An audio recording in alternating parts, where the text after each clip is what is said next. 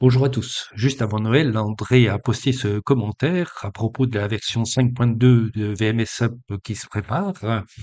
Comme la période est au vœu, je lis, est-il envisageable dans les prochains développements de pouvoir réaliser avec le plugin Tenon Mortaise des tenons mortaises avec enfourchement, flottage d'onglets et ravancement de feuillure, souvent utilisés en menuiserie et dans la belle ébénisterie?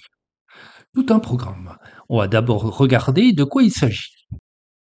Sylvain le Franc-Comtois a indiqué ce lien des flottages de tenons avec les différentes configurations que l'on voit ici. Il y en a une petite dizaine.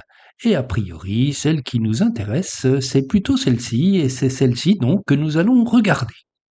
Nous pourrions très bien envisager, à partir de l'extension Tenon-Mortaise ou Rafale Tenon-Mortaise, de rajouter dans la boîte de dialogue un certain nombre de paramètres complémentaires pour tenir compte donc de ce flottage d'onglets. Ce serait sans doute un petit peu long pour prendre tous les cas et je ne suis pas sûr que ce soit très utilisé par un nombre important d'utilisateurs et que ça risque d'amener une certaine complexité là où c'est déjà pas tout à fait simple. J'ai donc envisagé une autre solution. L'idée donc est d'utiliser le plugin Aboutage que j'ai développé il y a quelques années pour des Anglais. Donc ce plugin d'aboutage permet en fonction de découpes qu'on souhaite faire, on en choisit une, on indique la découpe se trouve faite et si je bouge cet assemblage ici, l'aboutage est fait suivant le modèle SketchUp qui a été défini. Les différents types d'aboutage sont des modèles SketchUp. Ici, je suis dans la directory SketchUp. J'ai VMS Up Tools et j'ai Finger Joint Assembly.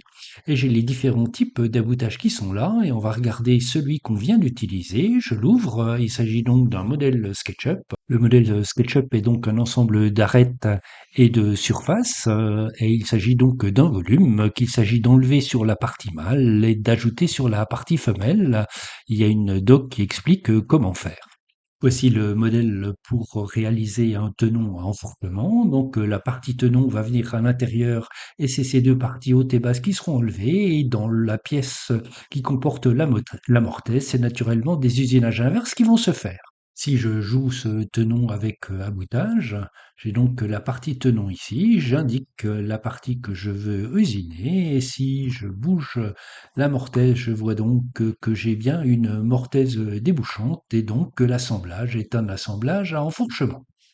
Voici le modèle pour faire les tenons enfourchement avec flottage d'onglets. On voit donc la partie onglet qui est ici, c'est assez simple à modéliser.